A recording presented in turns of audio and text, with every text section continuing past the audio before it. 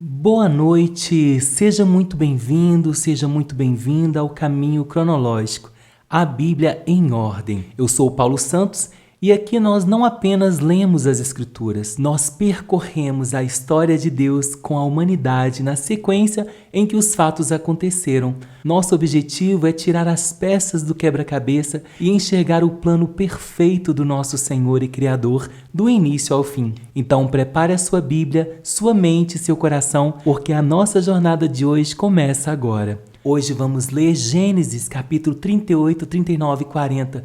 Vamos ver o desvio de conduta de Judá, a integridade de José na casa de Potifar e a paciência dele na prisão. Vamos juntos? Gênesis capítulo 38. Judá e Tamar. Por esse tempo, Judá se separou dos seus irmãos e foi morar na casa de um homem chamado Hira, que era da cidade de Adulã. Ali Judá ficou conhecendo a filha de um cananeu chamado Suá. Judá casou com ela e ela deu um filho a quem ele chamou de Ela ficou grávida outra vez e teve outro filho, a quem ela deu o nome de Onã. Depois ela teve mais um filho, em quem ela pôs o nome de Selá. Judá estava em Quezibe quando esse menino nasceu. Judá casou o seu filho mais velho, com uma mulher chamada Tamar.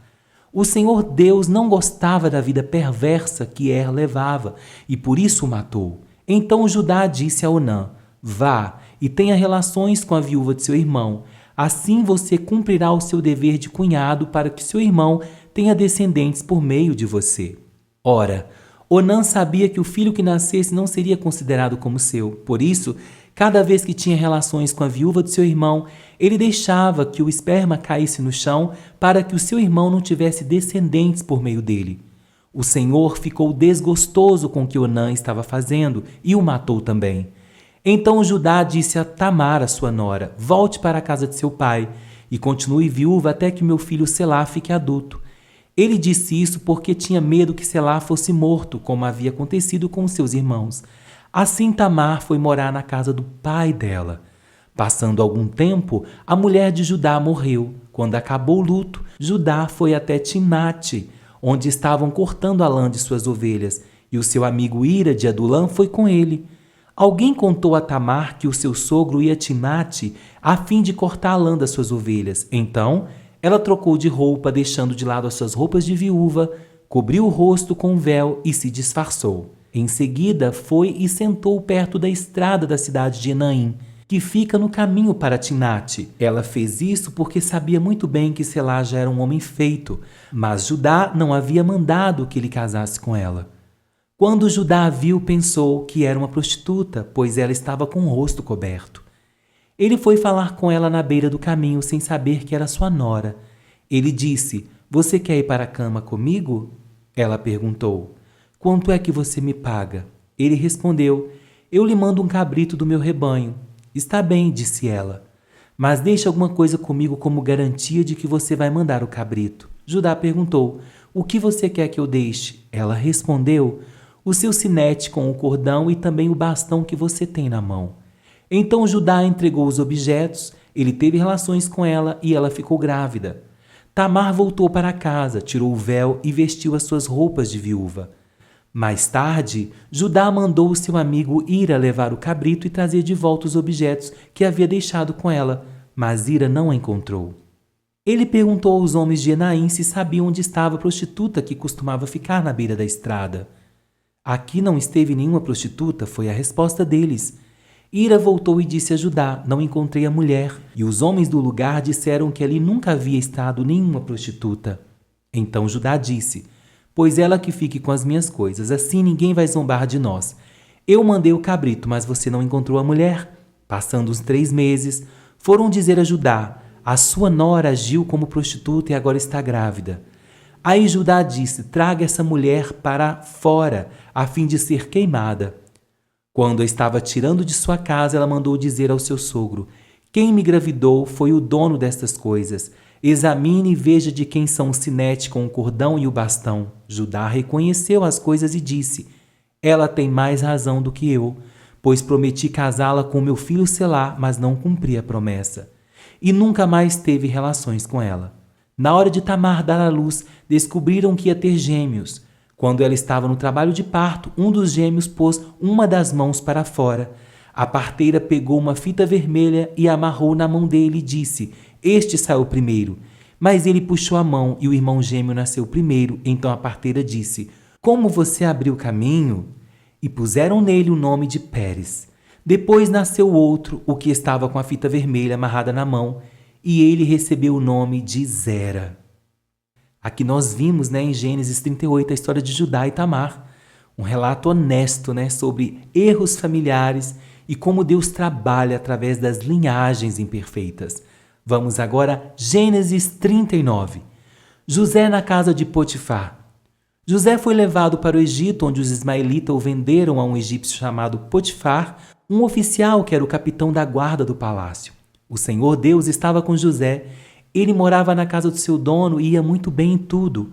O dono de José viu que o Senhor estava com ele e o abençoava em tudo que o fazia. Assim, José ganhou a simpatia do seu dono, que o pôs como seu ajudante particular. Potifar deu a José a responsabilidade de cuidar da sua casa e tomar conta de tudo que era seu.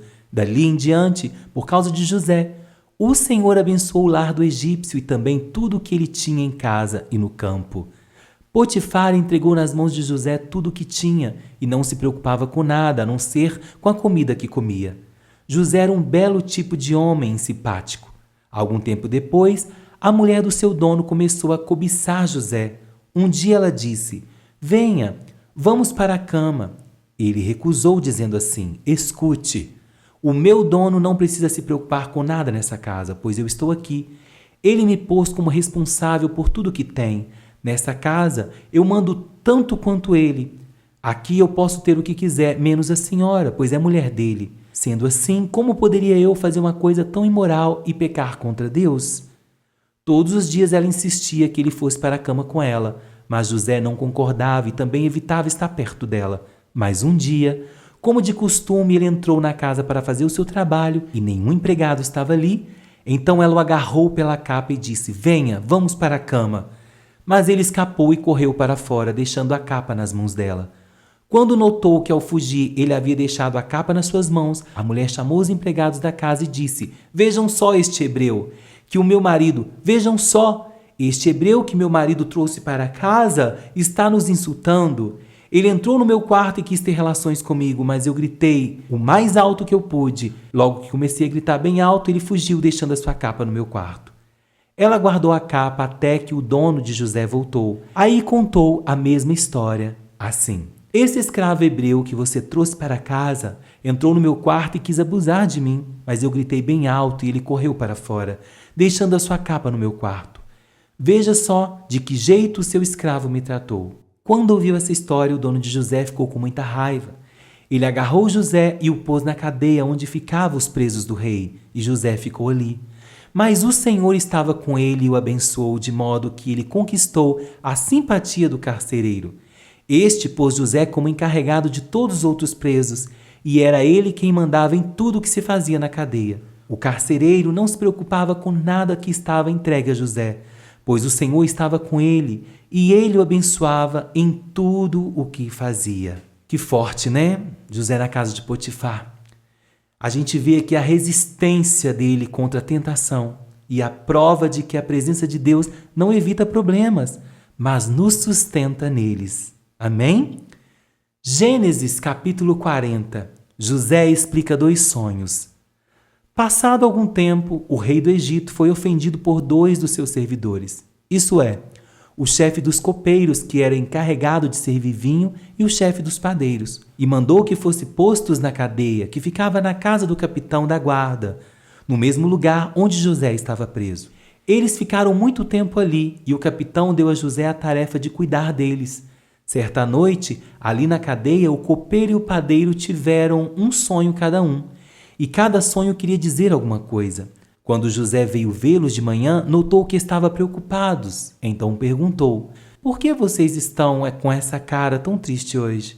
Eles responderam: "Cada um de nós teve um sonho, e não há ninguém que saiba explicar o que esses sonhos querem dizer. É Deus quem dá a gente a capacidade de explicar sonhos", disse José. Vamos, contem o que sonharam. Então o chefe dos copeiros contou o seu sonho. Ele disse: sonhei que na minha frente havia uma parreira que tinha 3 galhos. Assim que as folhas saíam, apareciam as flores, e elas viravam as uvas maduras. E elas viravam uvas maduras. Eu estava segurando o copo do rei, espremia as uvas no copo e os entregava ao rei. José disse: a explicação é a seguinte: os 3 galhos são 3 dias. Daqui a 3 dias o rei vai mandar soltá-lo. Você vai voltar ao seu trabalho e servirá vinho ao rei como fazia antes. Porém, quando você estiver muito bem lá, lembre de mim e, por favor, tenha a bondade de falar a meu respeito com o rei, ajudando-me assim a sair dessa cadeia. A verdade é que foi a força que me tiraram da terra dos hebreus e me trouxeram para o Egito. E mesmo aqui no Egito, não fiz nada para vir parar na cadeia. Quando o chefe dos padeiros viu que a explicação era boa, disse: eu também tive um sonho. Sonhei que estava carregando na cabeça 3 cestos de pão. No cesto de cima havia todo tipo de comidas assadas que os padeiros faziam para o rei. E as aves vinham e comiam dessas comidas. José explicou assim: o seu sonho quer dizer isto. Os 3 cestos são 3 dias. Daqui a 3 dias o rei vai soltá-lo e vai mandar cortar a sua cabeça. Depois o seu corpo será pendurado num poste de madeira e as aves comerão a sua carne. 3 dias depois, o rei comemorou seu aniversário, oferecendo um banquete a todos os seus funcionários. Ele mandou soltar o chefe dos copeiros e o chefe dos padeiros e deu a ordem para que viesse ao banquete. E aconteceu exatamente o que José tinha dito. O rei fez com que o copeiro voltasse ao seu antigo trabalho de servir vinho ao rei e mandou que o padeiro fosse executado. Porém, o chefe dos copeiros não lembrou de José, esqueceu dele completamente. Vimos aqui que José interpretou, sim, as visões do copeiro e do padeiro, exercitando, sim, o seu dom, enquanto espera o tempo de Deus na vida dele. Quero deixar uma reflexão para vocês. A Bíblia, ela repete várias vezes: o Senhor era com José. Isso, meus irmãos, nos ensina que o sucesso aos olhos de Deus é manter a fidelidade ao Senhor mesmo dentro de uma prisão. E eu quero deixar uma pergunta para reflexão final. José, meus irmãos, foi fiel na casa de Potifar. Ele continuou fiel também dentro da prisão, mesmo, meus irmãos, sendo esquecido pelo copeiro. E eu pergunto: você consegue manter a sua integridade e a sua fé, mesmo quando parece que ninguém está vendo? Ou quando o reconhecimento que você tanto espera não chega? Reflita sobre isso. Também vou refletir. E antes de irmos, eu quero deixar uma oração no encerramento desse vídeo.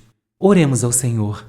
Senhor Deus, Pai de amor, nós te agradecemos pela tua presença, que é luz para o nosso caminho.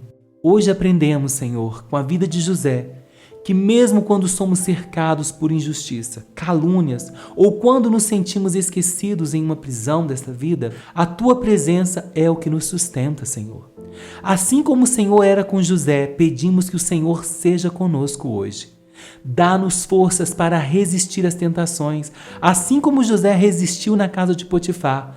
Dá-nos paciência para esperar o teu tempo, assim como ele esperou no cárcere. E acima de tudo, Pai, que a nossa integridade fale mais alto do que as nossas circunstâncias.